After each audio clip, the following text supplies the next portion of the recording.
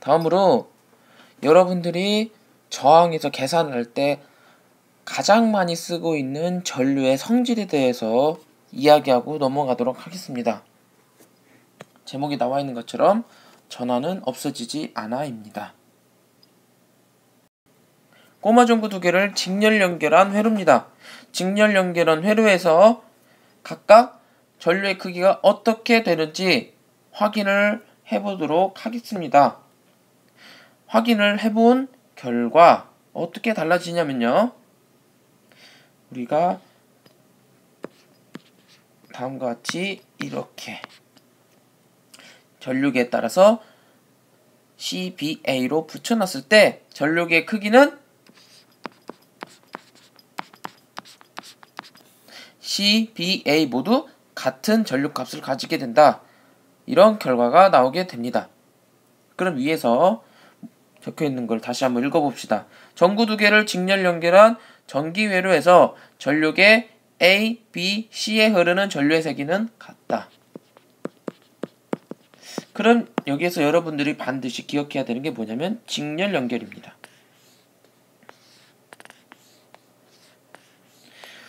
직렬 연결되어 있을 때는 전류의 크기가 같다. 무조건 이렇게 된다. 여러분들이 기억해야만 합니다. 다음 전구를 병렬 연결했을 때입니다. 병렬 연결했을 때 전류의 크기를 측정한 결과 전류계를 각각 CBA라고 했을 때 다음과 같이 됩니다. C의 전류값과 B의 전류값의 합이 A의 전류값과 같다. 이렇게 이야기할 수 있습니다. 그러면 위에 다시 한번 읽어봅시다. 전류 두 개를 병렬 연결한 전기회로에서 전류계 A에 흐르는 전류의 세기는 전류계 BC에 흐르는 전류의 세기의 합과 같다. 우리가 이렇게 이야기할 수 있습니다.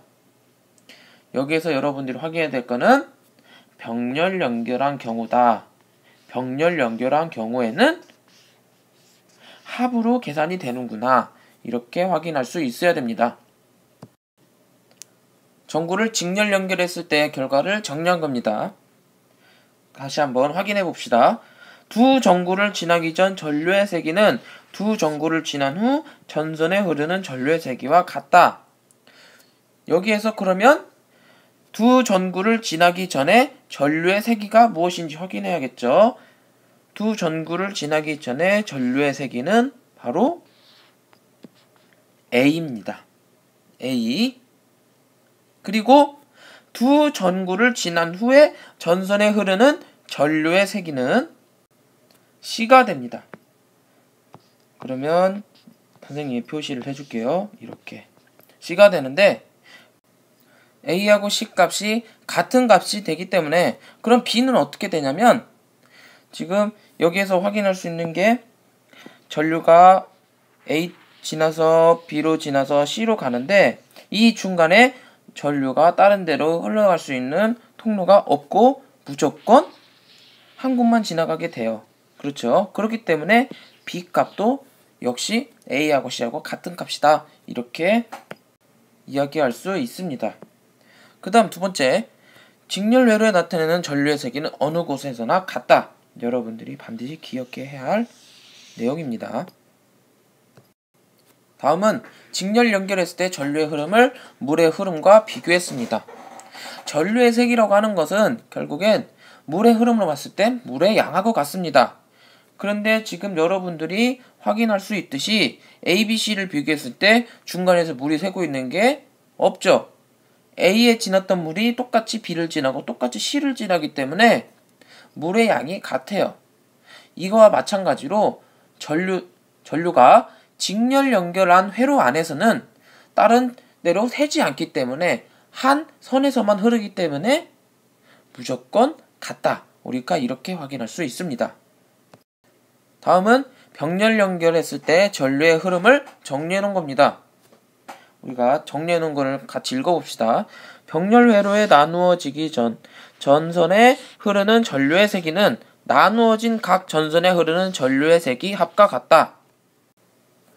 이때 나누어지기 전에 전선에 흐르는 전류의 세기를 어디라고 얘기할 수 있냐면 바로 A라고 얘기할 수가 있겠습니다. 그리고 나누어진 각 전선에 흐르는 전류의 세기는 B하고 C입니다. 그래서 이것을 식으로 정리하자면 B 더하기 C는 A다. 이렇게 정리할 수가 있게 되는 겁니다.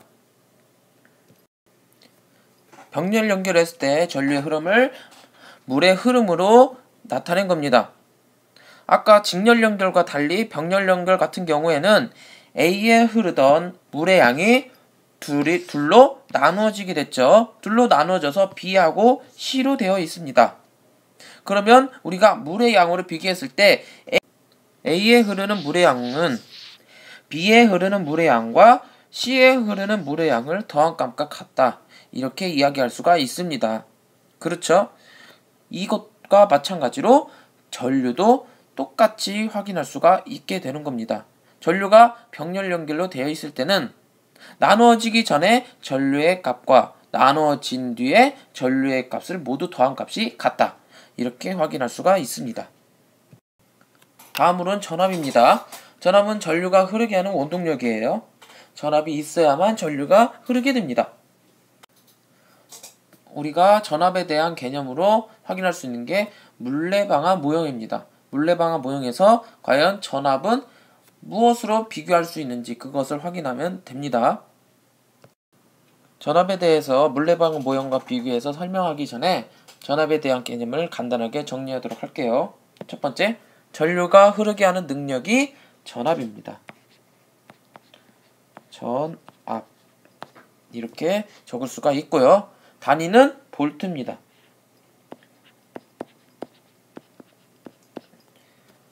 볼타란 단위는 볼타 전지를 개발한 볼타의 이름을 따서 만든 거고요. 그 다음 물레방아 모형과 전류의 흐름을 비교해 보도록 합시다.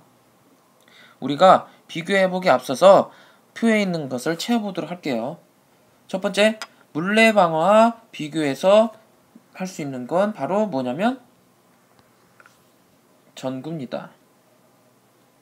그 다음 흐르는 물은 전류가 되고요. 그 다음 물의 높이는 전압입니다. 그리고 펌프는 전지가 되고요. 그리고 수도관은 전선이 됩니다. 이제 표에 있는 내용을 설명하도록 할게요. 첫 번째 물레방아입니다. 물레방아는 물의 흐름의 결과 움직이는 거죠. 전구도 마찬가지입니다. 전류가 흐르는 그 결과 켜지는 거기 때문에 물레방아와 전구는 비교해서 설명할 수가 있고요. 그 다음 흐르는 물은 전류와 비교할 수 있는데 물이 흐르는 것과 전류에 흐르는 것은 앞에서 설명을 했죠. 그렇기 때문에 바로 넘어가겠습니다. 다음으로 물의 높이입니다. 물은 높은 곳에서 낮은 곳으로 떨어지게 되죠. 높은 곳에서 낮은 곳으로 떨어지게 되면서 물레방아를 돌리게 됩니다.